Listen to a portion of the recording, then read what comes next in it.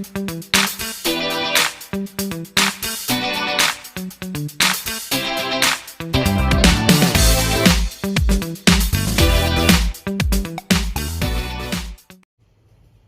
in order to start the watercress chickpea stir fry, let's look at some of the ingredients.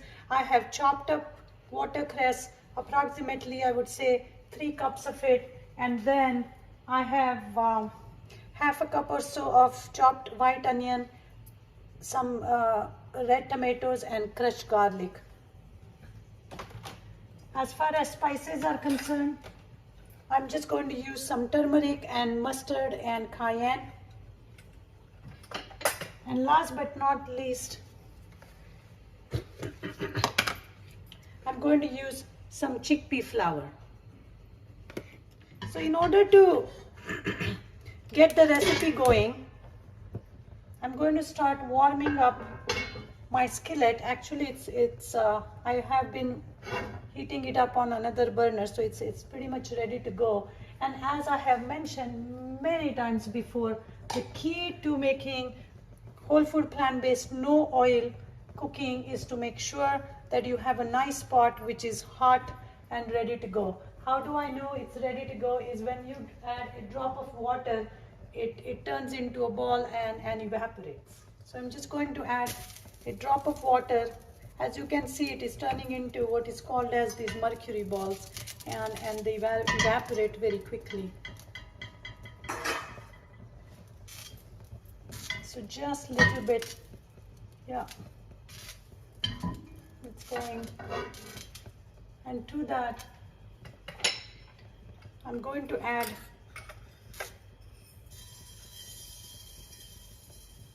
my mustard seeds and maybe just a pinch of cumin seed. Now once it starts to crackle, you want to turn the heat off, otherwise it's going to burn. So I'm going to turn the heat off, and while it is hot, I'm going to add some garlic and just allow it to stir fry just for a second, just a couple of seconds. Turn the heat back on and add some onions and start stir frying. Now, I already mentioned to you all the key nutrients this watercress vegetable has. Now just imagine the anti-cancerous properties of watercress. As I mentioned, it has a special nutrient called isothiocyanate. Just imagine, watercress already is a source of isothiocyanate, and on top of that you are combining it with garlic and onion, which also known for its anti-tumor, anti-cancer properties. So this makes this dish a really a nutrient dense dish. There's no way you can go wrong with it. When we eat nutrient dense food, it not only helps us prevent different diseases, but it also helps us detox or reverse some of the health conditions, chronic health illnesses. It's important that we pay attention to what we are doing. Mindfulness is very important, and I would say this is a perfect vegetable or a meal that you can have if you have, for some reason, have fallen off the wagon because of the holidays, because of travel, and you are really trying to detox your body and get back into the routine. Now the onions are slightly caramelized, and I'm going to add these tomatoes and continue to stir fry. Now you can add a little bit of salt. I'm adding some sea salt to this onion garlic tomato mix, and that's going to help draw some of the moisture out. As you can see, there is absolutely not a drop of oil used. If you want, you can sprinkle little bit of water to get all these caramelized juices blended in. And watercress has high moisture content, so you don't need to add any water for it to cook. And once these onion and tomatoes are soft, what we are going to do is to move it to the side. And actually my mom told me this trick. She's been cooking whole food plant-based, no oil, for last few months, and have come up with her own ideas as to how to do, what are some of the techniques. And she thinks that adding the chili powder, instead of adding it to the onion and tomatoes, you should add it on the side, along with little bit of turmeric, and she thinks that adds more flavor. And I think she's right. I'm going little. And basically just turmeric and cayenne, those are the only two things I have used. Now remember, watercress is little peppery, it's little spicy on its own, so you don't have to add any cayenne if you are not into eating very spicy food. Now once this turmeric and cayenne is heated through, I'm just going to mix it with this onion, garlic, tomato mix. It's already, I can already smell or fragrance of garlic and cayenne, little bit of cumin, and to that I'm going to add my watercress.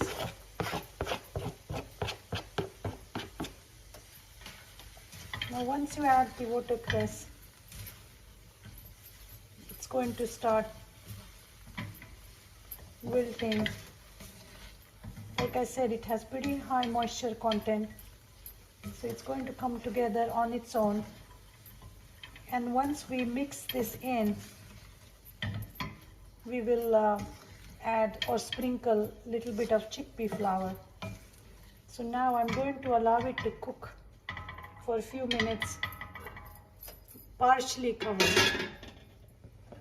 So it's been a few minutes that the watercress is cooking with, or it's been cooked with onion, tomatoes, cayenne, turmeric, garlic, and as you can see, it has wilted down quite a bit, but it still has some moisture left, and we need that moisture because now we are going to sprinkle some chickpea flour, and chickpea flour is going to add a little bit of that nuttiness and just dash of protein.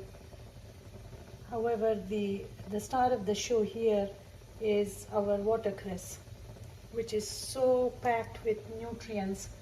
And like I said, I have also shown how to make watercress, I believe watercress beet smoothie. Make sure you check that out. And once you sprinkle the chickpea flour, make sure you stir everything well together. Now if you want more dry sabji or the stir fry to be more dry, then you can go ahead and sprinkle more chickpea flour. I have just added just enough to bind this vegetable together. Okay, and now chickpea flour is also going to cook very fast, so I'm just going to cover this for a couple more minutes and finish the cooking further. So my chickpea watercress stir fry bhaji or chickpeas watercress sabji is done. and it looks delicious.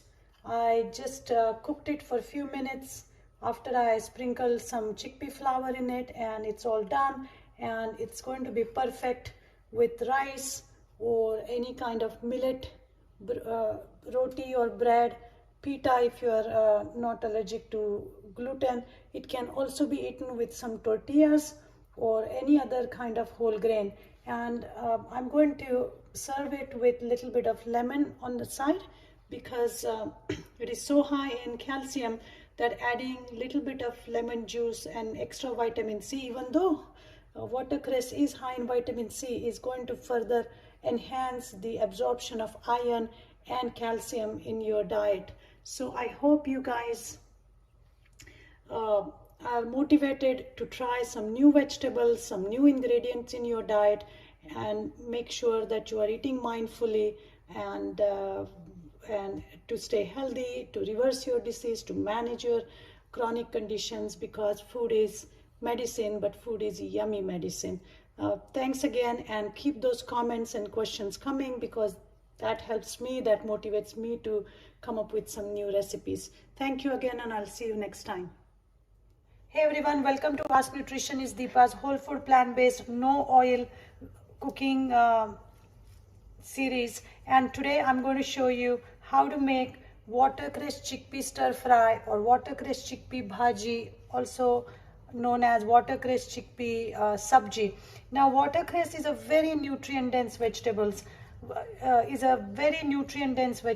and I have shown how to make watercress smoothie, but then I got requests asking me what are some of the other usage of watercress, and I think this is a wonderful recipe, because it's not only going to combine all the key nutrients of watercress with some of the key nutrients found in chickpea flour. So when it comes to nutritional value of watercress, gram to gram, watercress has more calcium than milk. So people who are worried about getting calcium on whole food plant-based diet, your problem is solved, because this particular vegetable has more calcium than milk, and it has a little bit of a peppery, sharp taste. It's not as mild as spinach, so it really works well in savory recipes. Another key nutrient of watercress is vitamin C. It has more vitamin C than orange.